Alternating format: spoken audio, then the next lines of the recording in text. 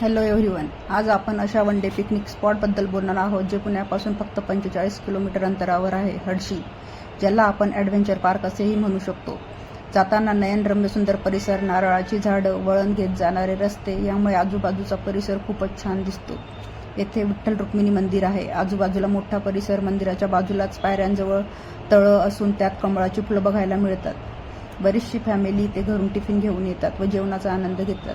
इथे एकादशीला साबुदाण्याची खिचडी प्रसाद म्हणून देतात. इथे गणपती मंदिर सुद्धा आहे. मंदिराला मागच्या बाजूला आर्टिफिशियल तळं तयार करण्यात आले आहे जिथे आपण बोटिंगचा आनंद घेऊ शकतो.